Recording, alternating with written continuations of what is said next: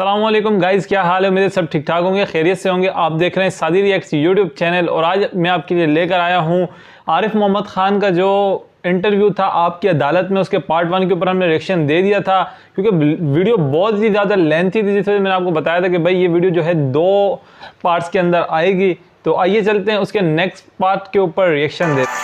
आपकी अदालत में केरल के गवर्नर आरिफ मोहम्मद खान पर इल्जाम है कि मुसलमानों के डिस्क्रिमिनेशन पर ये खामोश हैं। आरिफ साहब, ये इल्जाम 100 ब्यूरोक्रेट्स हैं, उन्होंने एक चिट्ठी लिखी है और उसमें जो फॉर्मर हमारे फॉरेन सेक्रेटरी हैं शिवशंकर मेनन, वो भी शामिल हैं। उन्होंने कहा पूरी दुनिया में ये मैसेज गया है कि हिंदुस्तान में मुसलमानों के साथ डिस्क्रिमिनेशन हो रहा है। मैं थोड़ी देर के लिए ये मानता हूं कि सीए बहुत खराब चीज है, थोड़ी देर के लिए मैं माने देता हूं, वो सारे डिस्क्रिमिनेशन हो रहा है। लेकिन डिस्क्रिमिनेशन करने वाला क्या उस एक खुदा की ताकत के बाहर है जिसको मैं मानता हूं? तो कुरान मुझसे क्या कहता है? कुरान मुझसे कहता है वमा असाबकुम मिन मुसीबतिन फबिमा कसबत अयदीकुम व याफू अन कसीर। और तुम्हारे ऊपर जो भी मुसीबत आती है वो तुम्हारे अपने हाथों की कमाई हुई होती है, दूसरा नहीं ला सकता तुम्हारे ऊपर मुसीबत। क्या इसका मतलब क्या हुआ? इसका एक ही मतलब हुआ, और वो मतलब ये हुआ अपनी कठिनाइयों और परेशानियों का इल्जाम किसी दूसरे के ऊपर मत लगाओ, अपना इंट्रोस्पेक्शन करो, अपने आप को सोचो। मौलाना आजाद कहते हैं, मैं उनके अंग्रेजी ट्रांसलेशन को कोट करता हूं, कि पाकिस्तान बनने की एक ही उपलब्धि होगी, India will become an unadulterated Hindu राज्य।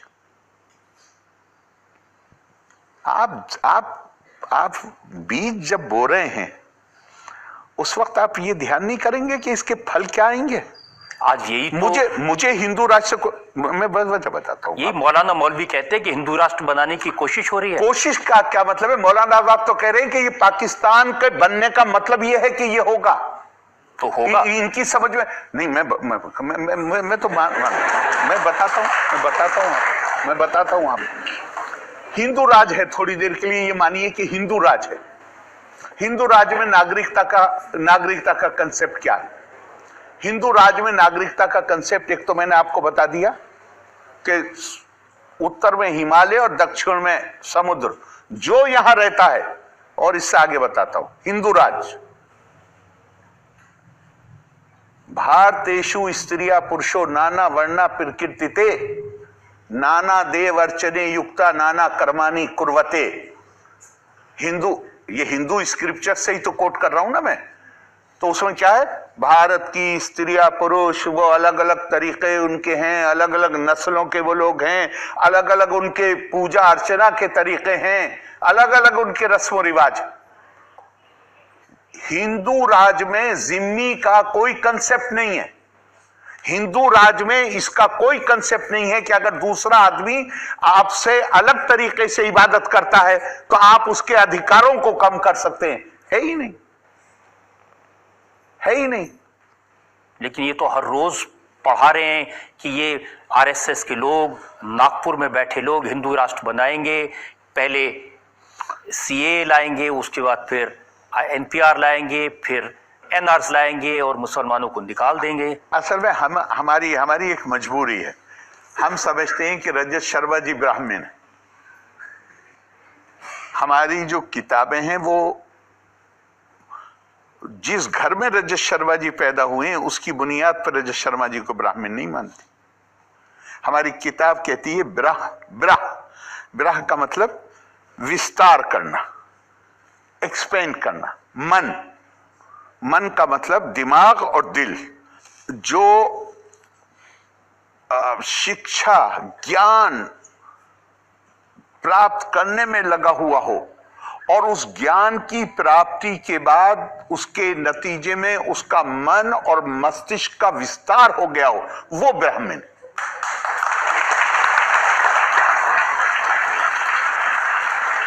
उस सेंस में आप ब्राह्मण हैं किताब के मुताबिक। इस सेंस में नहीं ब्राह्मण है आप कि आप ब्राह्मण घर में पैदा हुए, उस सेंस में आप ब्राह्मण। तो हम बहुत सारी चीजों को हम खुद ये ब्राह्मण आपसे ये पूछ रहा है कि ये जो मौलाना मौलवी ये समझा रहे मुसलमानों को कि हिंदुस्तान में मुसलमानों के साथ, मैं वही तो बता रहा हूँ उनके साथ उनको परेशान किया जा रहा है। मैं वही बता रहा हूँ, हमारे इंसान की मजबूरी ये है कि वो अपने ज्ञान और अपने तजर्बे के ऊपर नहीं उठ पाता है। चूंकि जिनकी आप बात कर रहे हैं उनके हाथ में सत्ता हो, खालिस जिनकी आप बात कर रहे हैं, तो वो तो बाकी सबको जिम्मी बना देंगे। तो वो ये समझते हैं दूसरे के हाथ में सत्ता चली गई तो वो हमें जिम्मी बना देंगे। वहां जिम्मी का कंसेप्ट ही नहीं, जिम्मी का कंसेप्ट नहीं। लेकिन क्या यहाँ जो लोग रह रहे हैं, जो मुसलमान हैं, वो खुश हैं? उनके लिए उनको ये कहा जाता है कि ये वो देश है साहब, वो देश है कि यहाँ कोचीन का राजा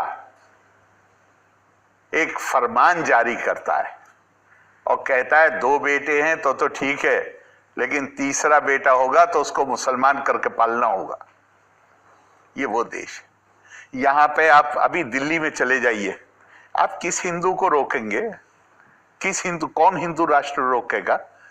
मुसलमान हजरत निजामुद्दीन औलिया रहमतुल्लाह अलैह की दरगाह में अंदर जाके सलाम करता है और हिंदू तो चौखट पे ही गिर पड़ता है। ये वो देश है जहां इस देश का स्क्रिप्चर, धर्म ग्रंथ ये कहता है, ये नहीं कहता कि मोक्ष का ये तरीका है, ये दिव्यता है। कहता है जहां कहीं तुम असाधारण ब्रिलियंस देखो, तेज देखो, जान लो मैं वहां हूं। यहां पे इस संस्कृति और इस सभ्यता में एक रूपता के लिए कोई जगह नहीं। लेकिन आप नदवा की बात सुने, आप बरेली की बात सुने, वो तो कहते हैं कि देखिए कितना मुश्किल है मुसलमान के लिए यहाँ रहना, कितनी तकलीफ में रह रहा है वो। अब वो तो उसका तो मैं कैसे उनकी बात का जवाब दूंगा। मैं उनसे सिर्फ यही कहूंगा कि थोड़े से दिन जरा पाकिस्तान जाके रह के देखिए, जहां हर जुमे को जहां हर जुमे को मस्जिदों में बम चलते हैं। थोड़े से दिन सीरिया जाके रह के रहने की कोशिश करिए, थोड़े दिन यमन जाके रहने की कोशिश करिए, फिर आपको अंदाजा लगेगा कि आप कहां रह रहे हैं।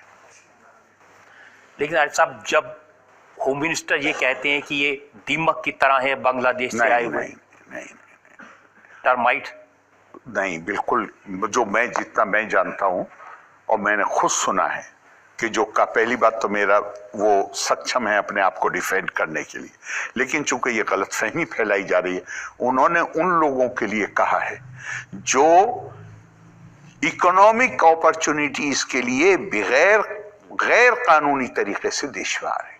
तो ये तो दुनिया का हर मुल्क यही मानता है। अमेरिका तैयार है सबको लेने के लिए। कल मलेशिया का किस्सा हुआ है, जो ये रोहिंग्याज हैं इनको मलेशिया लेने को तैयार है।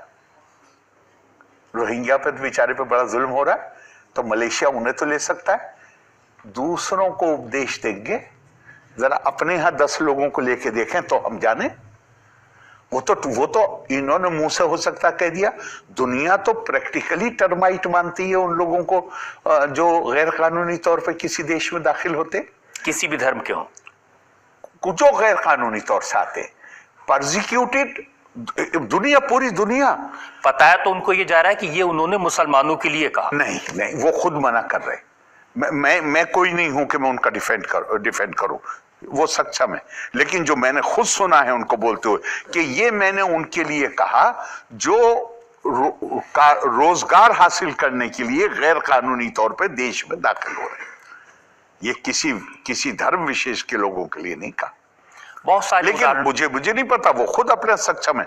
ये जो मैंने सुना है वो मैंने आपसे इसलिए जिक्र किया क्योंकि ये चीजें मन में शक पैदा करती हैं। और ये आजकल आप जानते हैं कि सोशल मीडिया का जमाना है, ये चीजें एक के बाद एक सर्कुलेट होती हैं। New York times, wall street journal, guardian, ऐसे अखबारों में भी आज हिंदुस्तान की इमेज ऐसी है कि जैसे यहाँ बहुत कुछ परेशान किया जा रहा है मुसलमानों को, यहाँ कोई हिंदू राष्ट्र बनाने की कोशिश हो रही है। मैं कह रहा हूं कि हमारी कमी, हम इतने मजबूत केस को, अगर जिन लोगों पे इतना जुल्म हो रहा है कि आज की 2019 की रिपोर्ट कह रही है कि 1000 से ज्यादा लड़कियों का हर साल एब्डक्शन हो रहा है। पाकिस्तान के इस्लामाबाद हाई कोर्ट के जज पूछ रहे हैं कि आखिरकार ये यंग लड़कियां ही कैसे, इनका ही कन्वर्जन क्यों होता है, और हम उसको अच्छी तरह से नहीं रख पाए तो हमारी कमजोरी है, और क्या, मैं यही कहूंगा। लेकिन आप ये दावे से कह सकते हैं कि चाहे CAA आए, चाहे NRC आए, हिंदुस्तान के जो मुसलमान यहाँ रहते हैं उनसे कोई सबूत नहीं मांगा जाएगा। मैं आपसे दावे से ये कहता हूं, और मतलब इस पर मुझे दोबारा सोचने की जरूरत नहीं। भारत का नागरिक इस रूप में देखा ही नहीं जा सकता कि वो किस धर्म का मानने वाला है, और ये सब रिकॉर्ड है एक बढ़ती हुई वित्त व्यवस्था में, जो आने वाली दुनिया में हमारी भूमिका होने जा रही है। हमारे पास ये सारे आंकड़े उपलब्ध होने चाहिए। CAA के साथ किसी चीज को नहीं मिलाना चाहिए। CAA केवल कानूनी शक्ल है उस वादे की, जो वादा महात्मा गांधी और दूसरे लीडरों ने पाकिस्तान के उन लोगों के साथ किया था जिन्होंने हमारे साथ मिलकर आजादी की लड़ाई लड़ी थी, लेकिन वो हमारे उस फैसले के शिकार बन गए कि हमने आखिर में पाकिस्तान देश के बंटवारे को स्वीकार कर लिया। उनसे किया हुआ वादा है जिसको हमने कानूनी शक्ल दी। लेकिन देश के नागरिक चाहे जिस धर्म का मानने वाला हो, मैं आपसे दावे से कहता हूं, ये चीज इसलिए नहीं कि कानून इसकी जमानत देता है, इसलिए नहीं कि सरकार की नीयत ठीक है, नहीं, ये सब आर्ग्यूमेंट नहीं। इस देश की ईथोस, इस देश की मान्यताएं, इस देश की परंपराएं, पड़ोसी खड़ा हो जाएगा साहब जंग करने के लिए जिस दिन भारत के नागरिक को के खिलाफ कोई कुछ करने की कोशिश की गई। ये इस देश की कुछ परंपराएं, कुछ मान्यता। देखिए क्यों ये सवाल आते हैं, जैसे असम में NRC लागू हुआ, एक उदाहरण बार बार दिया जाता है, कारगिल में जो फौज में हमारा सिपाही था सुलेमान, उसको NRC में नहीं शामिल किया गया, उसको गैर नागरिक डिक्लेयर कर दिया गया। अगर आपका ये ख्याल है कि सरकारी कामकाज करने वाले और पेपर तैयार करने वाले वो सब कंप्यूटर है, तो ये मेरे ख्याल से सही नहीं। लेकिन अगर गलती हो तो गलती को सुधारने का पूरी गुंजाइश मौजूद। गलती तो हो सकती है, लेकिन ये तो कोई नहीं कहेगा कि वो अड़े रहे इस बात पे कि नहीं ये नहीं है नागरिक। नहीं, वो हमारे सर का ताज है, वो देश का सिपाही है। अगर हमसे कोई गलती भी हो गई है तो हम गलती को मानेंगे, उसके लिए माफी मांगेंगे, और उसको वो तो सारे आदर का अधिकारी है जिससे देश के लिए लड़ाई लड़ी है। देश का हर नागरिक आदर का अधिकारी। अब कितने सारे ऐसे लीडर हैं जो सरकार में मंत्री भी हैं, कभी गिरिराज सिंह, कभी निरंजन ज्योति, कभी दूसरे लोग। मुसलमानों को पाकिस्तान भेज दो। अरे उसमें एक आपकी भी प्रॉब्लम है। कुत्ता आदमी के काटे तो आप रिपोर्ट नहीं करते, लेकिन आदमी कुत्ते के काट खाए तो दुनिया की सबसे बड़ी खबर होती है।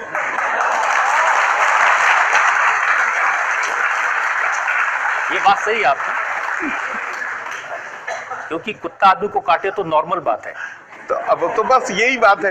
अब कोई मिनिस्टर ऐसा बयान दे तो एब्नॉर्मल बात हुई। If it bleeds it leads. नहीं, मिनिस्टर बयान दे तो ये एब्नॉर्मल बात हुई। प्रधानमंत्री रोज कहते हैं सबका साथ, सबका विकास, सबका विश्वास, वो न्यूज नहीं बनती। नहीं, न्यूज बनती है। नहीं बनती है, बहुत छोटी सी न्यूज बनती है। If it bleeds it leads. ये बात सही कि प्रधानमंत्री ने कहा कि NRC का तो हमने जिक्र भी नहीं किया, अभी इस पर विचार भी नहीं हुआ। उसके बावजूद लोग बार बार कहते हैं लेकिन होम मिनिस्टर ने तो पार्लियामेंट में कहा NRC आएगा और पूरे देश में आएगा। ये तो कहा जा रहा है पिछले 30 साल से कि आएगा। कहा अभी आया ही नहीं है, अभी उस पर चर्चा नहीं आया। तो आने की बात तो 85 से हो रही है, जब आसाम अकॉर्ड आया था। इन लोगों में से कोई सरकार में नहीं था, तब से हो रही है बात। और मैंने अभी आपको पढ़ के बताया, जो आपने नाम लिया उनका नाम पढ़ के बताया। अभी ने सबसे इंटरेस्टिंग बात राहुल गांधी ने कही है। उन्होंने अपने जो चीफ मिनिस्टर से उनसे कहा कि वो इसको लागू ना करें। उन्होंने कहा कि हिंदुस्तान में जो मुसलमान हैं उनको दबाया जा रहा है। मैं क्या जवाब दे सकता हूँ उसे?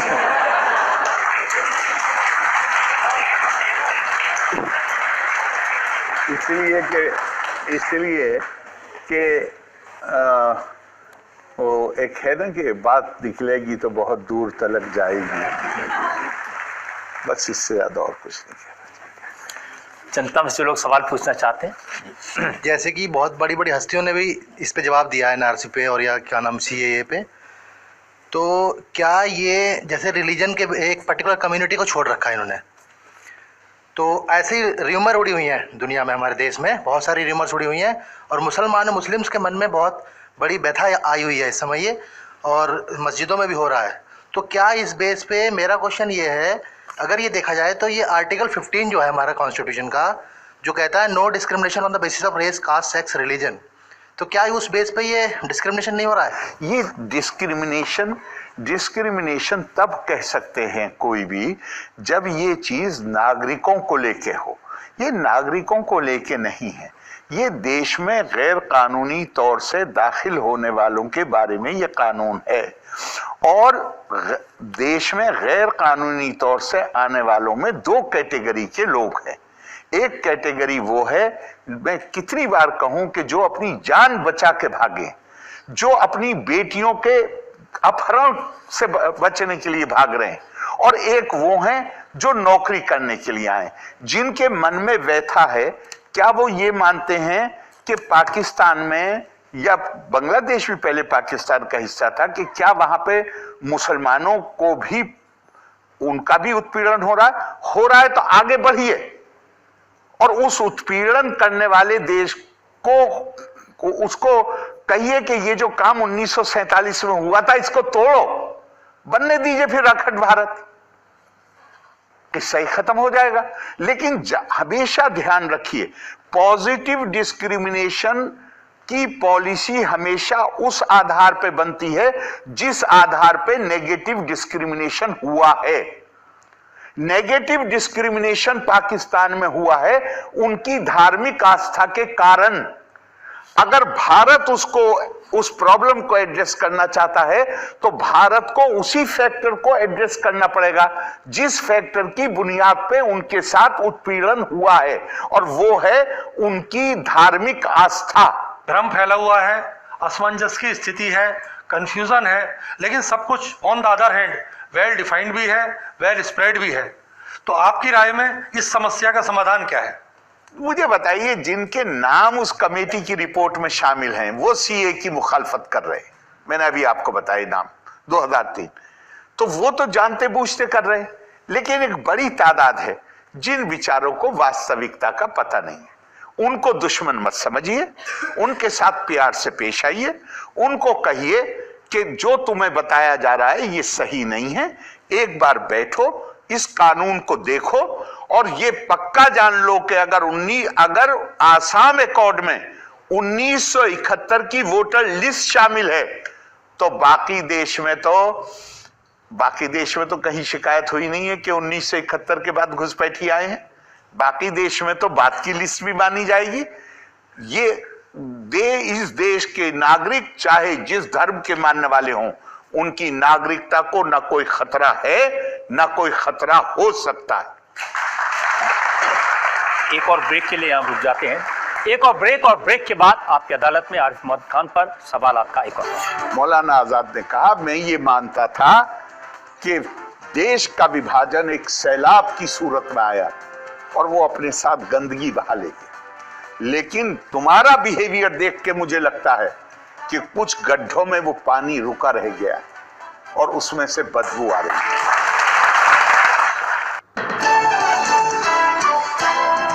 Welcome back.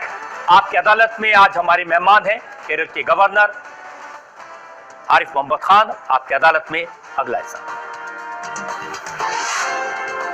आपकी अदालत में केरल के गवर्नर आरिफ मोहम्मद खान पर इल्जाम है कि इन्होंने मुसलमानों की भावनाओं पर ध्यान नहीं दिया। अब ये आरिफ साहब मेरा इल्जाम नहीं है, ये इरफान हबीब साहब का इल्जाम है। एक फंक्शन में हिस्टोरिकल सोसाइटी की मीटिंग में कुछ तकरार हुई थी, उन्होंने कहा कि ये पूरी कम्युनिटी के खिलाफ बोल रहे थे, इसलिए मैंने इन्हें रोकने की कोशिश की। मैं कुरान और धर्म ग्रंथों का छात्र हूं, टीचर नहीं हूं, छात्र हूं। मैं वहां से सीखने की कोशिश करता हूं। कुरान में एक आयत है, वइन तुती अक्सर बन फिल अर्दे युदिल्लूका अन सबीलिल्लाह इन यत्तबिऊना इल्ला ज़न्ना वइन हुम इल्ला यखरुसून। अगर तुम आम जो अनइन्फॉर्म्ड ओपिनियन है, जहां लोगों को बगैर जानकारी के केवल अपनी पूर्व आग्रहों से भ्रमित होकर लोग अपनी राय बना लेते हैं, अगर तुम उनके रास्ते पे चलोगे तो तुम रास्ते से भटक जाओ। उन्होंने कहा कि आपने वहां पर नागरिकता कानून का विरोध करने वालों को सड़ा हुआ पानी और बदबू बताया। हरगिज नहीं, हरगिज नहीं। मैं इसे स्पष्ट करना चाहता हूं। मैंने 1.5 घंटे तक इन लोगों को बैठ के सुना, जिसमें बहुत ही भद्दे लफ्जों में सरकार की नियत पे हमला किया गया, कश्मीर पे, जिस पे मैं सीए से भी ज्यादा स्ट्रॉन्ग, मैं, आप जानते हैं मैं कश्मीर के मामले में एक जमाने से इन्वॉल्व रहा हूं। कश्मीर पर सरकार की आलोचना की, सीए पे की, कहा कि संविधान की आत्मा की हत्या हो रही है वगैरह। मैं खामोश बैठा सुनता रहा। फिर जब मैं बोलने खड़ा हुआ, मेरा पहला वाक्य सुनिए और मैं आपसे चाहता हूं कि आप उसका जवाब दें। मेरा पहला वाक्य था, मेरा निश्चित मत है कि इस मामले पे जो मैं राय देने चाह रहा हूं वो सही है, लेकिन मैं इससे अनभिज्ञ नहीं हूं कि मेरी राय गलत भी हो सकती है। मेरा निश्चित मत है कि आपने जो आलोचना की है वो गलत है, लेकिन मैं इससे अनभिज्ञ नहीं हूं कि आपने जो कुछ कहा है वो सही भी हो सकता है। और फिर मैंने ये मौलाना आजाद को कोट किया, महात्मा गांधी को कोट किया, पंडित जवाहरलाल नेहरू को अभी तो उन्होंने कहा कि आपने गॉडसे को कोट क्यों नहीं किया। मैं वहीं आ रहा हूं। वो तय करेंगे कि मैं किसको कोट करूं, वो तय करेंगे कि मैं किसको कोट करूं। और मैं 5, 6 मिनट, 7 मिनट ज्यादा बोला हूंगा कि उन्होंने मेरे ऊपर हमला करने का प्रयास किया, जो मेरे एडीसी ने रोक दिया। एडीसी की कमीज उन्होंने खींच दी, उसका सेरिमोनियल बैज गिर गया, बटन खुल गए। फिर उसके बाद जो चेयर्स होती हैं उनके पीछे से जाके, जब एडीसी ने रोक दिया और मुझ तक नहीं पहुंचने दिया, तो पीछे से जाके लेफ्ट हैंड से आके और फिर कोशिश की, जिसे सिक्योरिटी वालों ने रोक दिया। वाइस चांसलर ने भी खड़े होकर रोक दिया उनको। आप वो सारा वीडियो देख लीजिए, मुझे कुछ कहने की जरूरत नहीं है।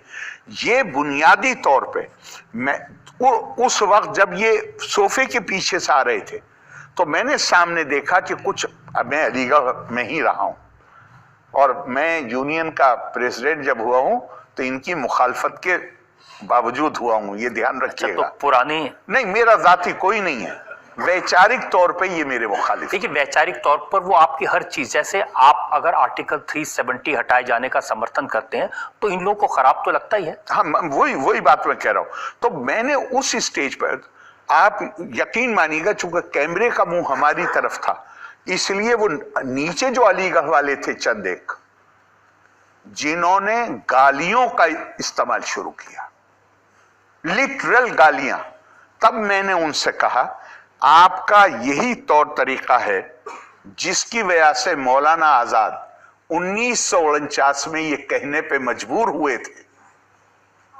मौलाना आजाद के शब्द, पहली बात मेरे शब्द नहीं है, मौलाना आजाद ने कहा, मैं ये मानता था कि देश का विभाजन एक सैलाब की सूरत में आया और वो अपने साथ गंदगी बहा ले गया, लेकिन तुम्हारा बिहेवियर देख के मुझे लगता है कि कुछ गड्ढों में वो पानी रुका रह गया है और उसमें से बदबू आ रही है। ये किन के लिए कहा था मौलाना ने, ये ध्यान रखिए, किन के लिए कहा था।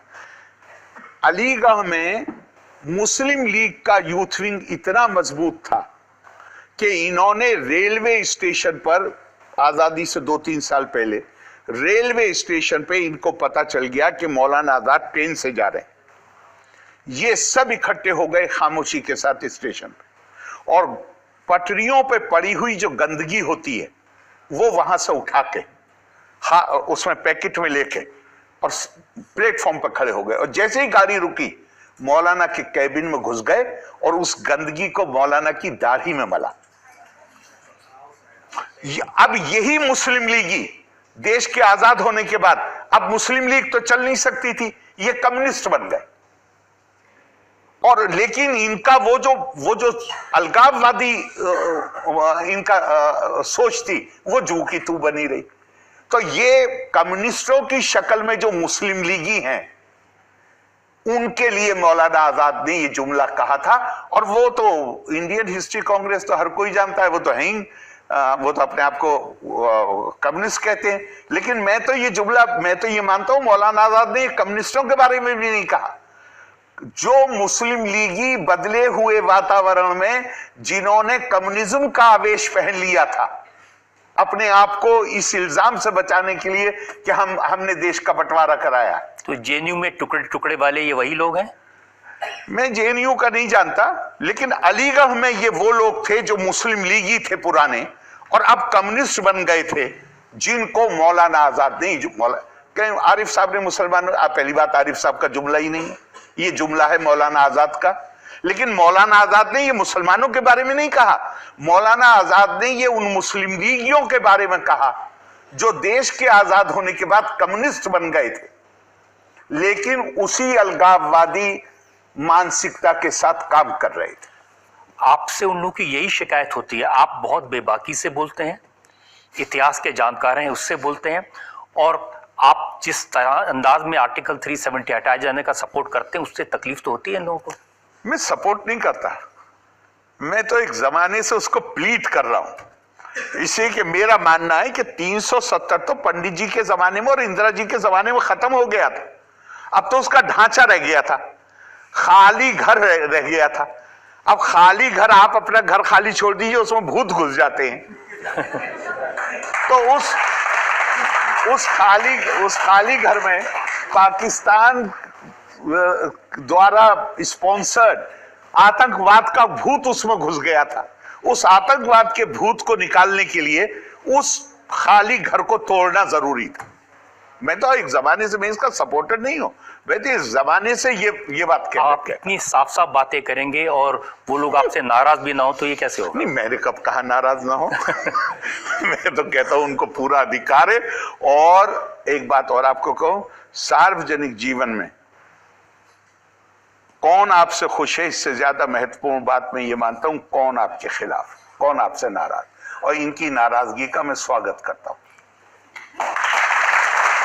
एक और ब्रेक के लिए रुकेंगे और ब्रेक के बाद आपकी अदालत में इल्जाम और सवालात का आखिरी दौर। तस्लीमात माँ तस्लीमात, तू भरी है मीठे पानी से, फल फूलों की शादाबी से, दक्किन की ठंडी हवाओं से, फसलों की सुहानी फिजाओं से, तस्लीमात माँ तस्लीमात।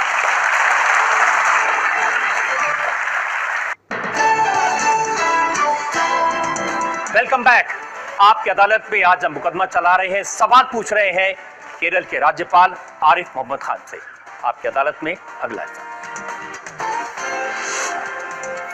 आपकी अदालत में केरल के गवर्नर आरिफ मोहम्मद खान पर इल्जाम है कि ये अपने ही समुदाय से कट गए। अब ये भी मेरा इल्जाम नहीं है, शकील अहमद साहब हैं कांग्रेस के नेता, उन्होंने कहा कि मैं आरिफ साहब को जानता हूं, वो बहुत आर्टिकुलेट हैं, कल्चर्ड हैं, सिविलाइज्ड हैं, वेल रेड हैं, स्कॉलर हैं, लेकिन अपनी कम्युनिटी के लिए स्पॉइल्ड जीनियस हैं। उनका बहुत धन्यवाद इतने सारे शब्दों का प्रयोग करने के लिए, लेकिन मैं ईमानदारी से मानता हूँ असल में प्रॉब्लम सारी ये है कि कम्युनिटी की बात करते हैं और कम्युनिटी के लिए जो गाइडेंस होनी चाहिए, जो किताब, उससे कोई ताल्लुक नहीं। किताब तो ये कहती है इंसाफ के लिए खड़े हो जाओ, जो बात तुम्हें सही लगे उसके लिए खड़े हो जाओ, चाहे वो बात तुम्हारे माँ बाप के खिलाफ जाती हो, तुम्हारे रिश्तेदारों के खिलाफ जाती हो, तुम्हारी बिरादरी के खिलाफ, ये किताब कहती। कम्युनिटी के साथ खड़े रहने का मतलब ये है कि, तो फिर कम्युनिटी के साथ खड़े रहने का मतलब तो ये है कि अगर 47 में से पहले होते तो पाकिस्तान का नारा लगाते, फिर 86 में शाहबानों में सुप्रीम कोर्ट का जजमेंट का नारा लगाते, फिर 30 साल के बाद कहते कि नहीं वो गलती हो गई थी। भाई बार बार कहा गया अपनी अकल का इस्तेमाल करो। अब मैं आपको बताऊं तो वो क्या कहते हैं। हाँ। वो कहते हैं कि कुरान में, अब मैं तो कुरान जानता नहीं, कुरान में कहा गया कि अल्लाह के आगे मुसलमान का सिर किसी के आगे झुकना नहीं चाहिए। हाँ। और आरिफ मोहम्मद खान कहते हैं वंदे मातरम गाओ। वंदे मातरम तो कुछ भी नहीं है। 250 साल तक मुगलों के दरबार में सजदा होता था। कहां थे ये?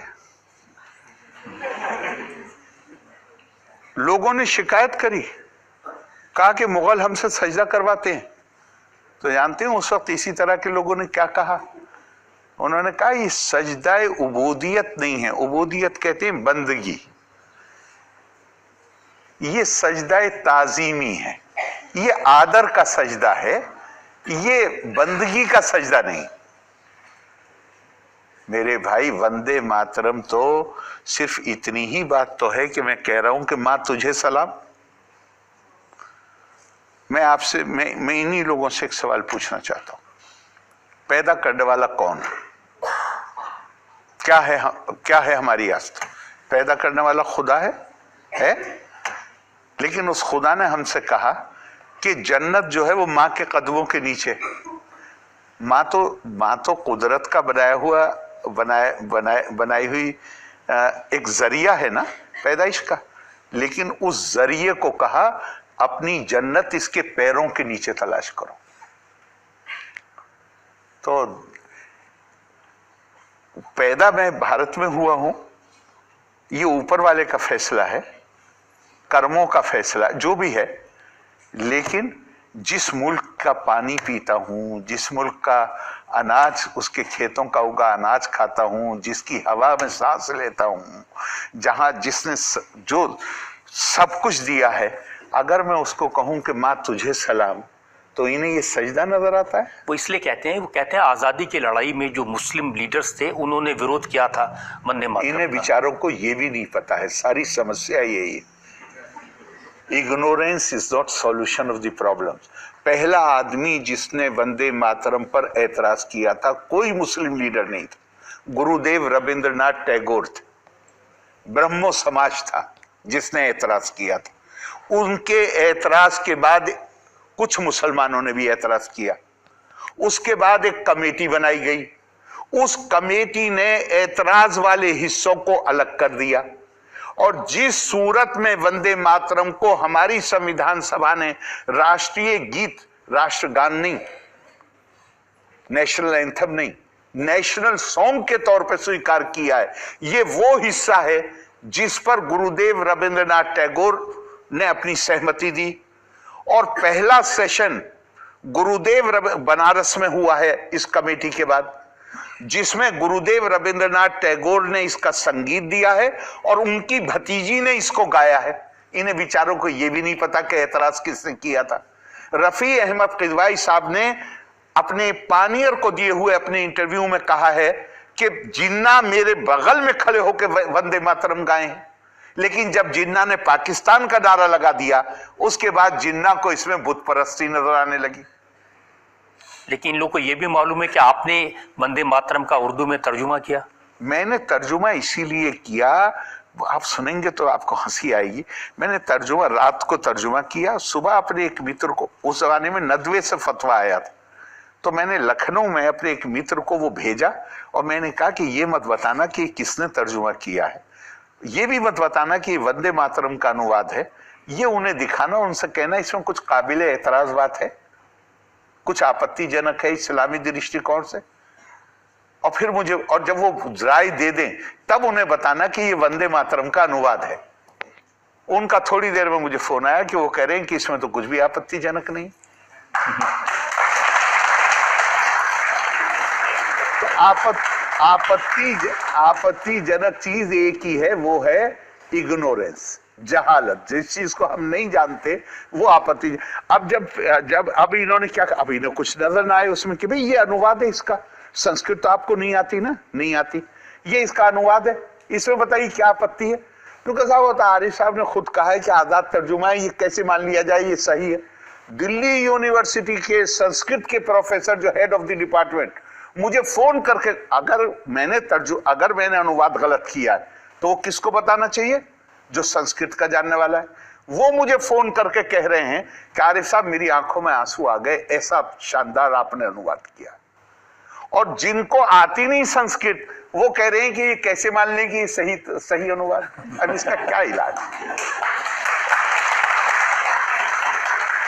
अनुवाद किया आपने, वो अगर आप जनता को सुना दें। जरूर, मैंने तो यही कहा, चूंकि मुझे उतना नहीं आता, मैंने संस्कृत पढ़ी है लेकिन मैं संस्कृत का विद्वान नहीं हूं, तो मैंने तो उसके लिए शब्द प्रयोग किया आजाद तर्जुमा, एक फ्री ट्रांसलेशन। मतलब बहुत ज्यादा आप ये ढूंढें कि ये बिल्कुल एग्जैक्ट है तो मैंने कहा ये वो नहीं है, लेकिन जो संस्कृत जानने वाले हैं उनको वो बहुत पसंद आया। और वो ये है तस्लीमात, माँ तस्लीमात। तस्लीम कहते हैं, प्लूरल है सलाम का, जैसे कहें माँ तुझे सलाम, तो ये उसका प्लूरल है, बहुवचन। तस्लीमात, माँ तस्लीमात, तू भरी है मीठे पानी से, फल फूलों की शादाबी से, दक्किन की ठंडी हवाओं से, फसलों की सुहानी फिजाओं से, तस्लीमात माँ तस्लीमात। तेरी रातें रोशन चांद से, तेरी रौनक सब्जे फाम से, तेरी प्यार भरी मुस्कान है, तेरी मीठी बहुत जुबान है, तेरी बाहों में मेरी राहत है, तेरे कदमों में मेरी जन्नत है, तस्लीमात माँ तस्लीमात। गाइस ये थी वीडियो आरिफ मोहम्मद खान की, जिनके पहले पार्ट के ऊपर हम पहले से रिएक्शन दे चुके थे। ये सेकंड पार्ट था इस वीडियो का। यार अगर इस वीडियो की बात की जाए ना तो नो डाउट बहुत ही नॉलेजफुल आदमी है भाई। नॉलेज का जैसे आप समुंदर कह सकते हैं वो बंदे हैं ये। और एजाज़ की बात है केरला के लिए कि ऐसा बंदा उनका गवर्नर है यार, जिसको मतलब हर तरह की नॉलेज है, ठीक है, दीनी भी दुनियावी भी और बल्कि संस्कृत मतलब और मज़हब की जो हिंदुइज़्म है उसकी भी उनको मतलब समझ है, और लिखते हैं उसको बाकायदा, उसको तर्जुमा कर सकते हैं, उसके बारे में इनकी शायद कई कॉलम होंगे, कई बुक्स होंगी। बहुत मतलब टैलेंटेड बंदे मुझे लगे अपनी गुफ्तगू से ही। तो इन्होंने असल में बेसिक जो था इस प्रोग्राम का वो था CAA बिल। और CAA को मैं कहता हूँ जिस खूबसूरती से इन्होंने डिफ़ाइन किया है तो बेहतरीन मतलब इन्होंने समझा दिया है कि अच्छा मेरे जैसा बंदा जो कि मतलब एक पाकिस्तानी है, मेरे को इतना CAA के मुतालिक इतना मेरी नॉलेज नहीं थी, लेकिन इनकी वीडियो देखने के बाद मुझे पता चल गया कि यार CAA जो बिल था वो इंडिया के लिए था, और इंडिया में ख़ास तौर से उन कम्युनिटीज़ के लिए था जो कि बाहर मुल्क से इंडिया आना चाहते हैं और इंडिया में आके अपनी ज़िंदगी गुजारना चाहते हैं। और ख़ास तौर से जैन हो गए, हिंदू हो गए, क्रिश्चियंस हो गए, और मतलब इस तरह के मज़ाहिब पाकिस्तान, अच्छा वहाँ पे जो इनसे इख्तिलाफ़ रखते थे जो कम्युनिटी, वो कहते थे कि भाई मुसलमानों को इसमें शामिल क्यों नहीं किया गया। तो इनका बड़ा एक सादा सा जवाब है यार कि जिस टाइम पार्टीशन हुई तो मुसलमानों को तो एक अलग मुल्क दे दिया गया, लेकिन उसके बावजूद जो मुसलमान इंडिया में आके नेशनलिटी के लिए अप्लाई करते हैं और नेशनलिटी हासिल करने की कोशिश करते हैं तो उनकी जो अपील है उसको सुना जाता है, उसके ऊपर कार्रवाई की जाती है, बाकायदा उसके लिए पैनल्स बैठते हैं और देखते हैं कि यार आया इस बंदे को नेशनलिटी दी जाए नहीं दी जाए। लेकिन यह है कि जो लोग मतलब इंडिया से या बांग्लादेश से किसी और मुल्क से हिंदू जो हैं वो अगर माइग्रेट करते हैं किसी मजबूरी के तहत, कन्वर्जन जो होता है बहुत सारे ममालिक में जो फोर्सफुली, जो कि जिसे मैं ज़ाती तौर पे समझता हूँ कि यार बहुत ही गलत चीज़ है कन्वर्जन किसी का कराना। अगर कोई हिंदू अगर आप उसको ज़बरदस्ती मुसलमान कर रहे हो तो पहली बात तो वो मुसलमान होता ही नहीं है, ज़बरदस्ती का देखो इस्लाम तो है ही नहीं। और अगर कोई क्रिश्चियन अगर आप ज़बरदस्ती का उसको मुसलमान कर रहे हैं ये चीज़ तो थी गलत। तो इन्होंने बताया कि यार जिन कंट्रीज़ में जिन लोगों के साथ मतलब देखें, मैं नहीं कहता कि हर जगह पे अच्छे लोग ही होते हैं, सारे कुछ बुरे भी होते हैं, कुछ अच्छे भी होते हैं। जो बुरे लोग होते हैं, जो नासमझ होते हैं, जो जाहिल होते हैं, उनको तो नहीं पता होता ना यार कि किसी को फोर्सफुली नहीं कन्वर्ट करा सकते, लेकिन वो अपने जितना उनका वस होता है उस गरीब के ऊपर वो चला के फिर उसको कन्वर्ट कराने की कोशिश करते हैं। लेकिन असल में जो CAA था वो उन लोगों के लिए था जो कि सिख हैं, हिंदू हैं, क्रिश्चियंस हैं, जिनको फोर्सफुली कन्वर्ट कराया जा रहा है दुनिया के किसी भी मुल्क के अंदर, तो उनको इंडिया जो है वो नेशनलिटी बासानी दे रहा था। CAA उसके ऊपर मतलब ये कानून बनाया गया था। तो यार गाइस वीडियो बहुत ही अच्छी थी, और मुझे इनकी सबसे अच्छी बात जो लगी, मैंने वीडियो के स्टार्ट में भी आपको कहा, बहुत टैलेंटेड, बहुत मतलब स्ट्रेट फॉरवर्ड, और मतलब अपनी बात को समझाने का एक बेहतरीन तरीका रखते हैं ये आरिफ मोहम्मद ख़ान। आखिर में जो इन्होंने वंदे मातरम का जो है वो उर्दू का तर्जुमा बताया, तो वो भी अगर देखा जाए तो देखे जो उन्होंने मैं चालाकी से बताया कि मैंने फ़लानी जगह भेजा, वहाँ से पहले फतवा लिया, उसके बाद फिर उनको बताया भाई ये इसका उर्दू तर्जुमा है। बहुत सारी चीज़ें होती हैं जब आपको समझ नहीं आती तो आप उसको वक्ती तौर पे बुरा समझते हैं, लेकिन जब वक्त के साथ साथ आपको समझ आना शुरू हो जाती हैं तो आप उसमें अपने फ़वाइद ढूंढने शुरू कर देते हैं। जैसे CAA, मेरे ख्याल में ऐसा हुआ कि जब CAA नया आया तो बहुत सारे पॉलिटिशियन ने अपने फ़ायदे के लिए इसको यूज़ किया, लोगों को मिसगाइड किया, लेकिन जिस तरीके से इसको 2 साल से 2.5 साल अब गुजर चुके हैं, तो अब के अगर टाइम पे देखा जाए तो अब ये आवाज़ें बहुत दब गई हैं। लेकिन जिस टाइम स्टार्ट में आया तो बहुत ज़्यादा ये मीडिया के अंदर भाई शोर शराबत है कि भाई CAA तो अब जो है मुसलमान वो तो इंडिया से बस उनको निकाल दिया जाएगा, अब सारे जो 30 करोड़ की आवाम है वहाँ की इंडिया की, वो उनकी जान ख़तरे में। और देखें किसी भी कौम को अगर बार बार एक बंदा कहेगा कि यार आपको निकालेंगे, आपको निकालेंगे, आपको निकालेंगे, आपके ख़िलाफ़ है, आपके ख़िलाफ़ है, तो वो भी सोचेंगे यार एक टाइम पे कि वाकई शायद हमारे ख़िलाफ़ ही ये बिल बन रहा हो। वो इस चीज़ पे नहीं जाएंगे कि जाएं हम बिल को पढ़ें ये किस बारे में है, ना मतलब किसी भी आइडेंटिफिकेशन के बारे में है, या हमारी शरीयत के बारे में है, या हमने क्या क्या प्रूफ देने। जैसे NRC इसके बाद आएगा, जैसे बता रहे थे आरिफ मोहम्मद ख़ान NRC के बारे में, वो तो उसके बाद का बिल था जिसमें आपने प्रूव करना था। और मैं नहीं समझता कि देखें इंडियन गवर्नमेंट इतना बड़ा, इंडिया एक हब है जिसमें दुनिया की इन्वेस्टमेंट से, अगर उनके पास अपने लोगों का रिकॉर्ड नहीं होगा तो कैसे इतना बड़ा मुल्क चलेगा। तो इनकी बात मुझे सही भी लगी, एक तरीके से बहुत सही लगी, बल्कि कि देखें इंडिया का काम है कि उसके पता हो भाई इतने हमारे मुल्क में कानूनी लोग हैं, इतने गैर कानूनी हैं। इन्होंने सिंपल सी मिसाल दी, आप किसी भी बाहर मुल्क अगर जाएँ तो वहाँ पर अगर आपके पास कागजात मौजूद ना हो, डॉक्यूमेंट्स ना हो, तो आपको पुलिस पकड़ती है, सीधा अड्डे पे लेके जाती है, पहले तो जेल करती है, जेल के बाद आपको अड्डे पे लेके जाती है, सीधा हवाई जहाज़ में बिठाती है और अपने मुल्क को रवाना करती है, कहती है भाई जाओ अभी अपने मुल्क। पक्का डिपोर्ट का ठप्पा भी मारते हैं साथ में, ठीक हो गया, अगर आपके पास डॉक्यूमेंट्स नहीं है।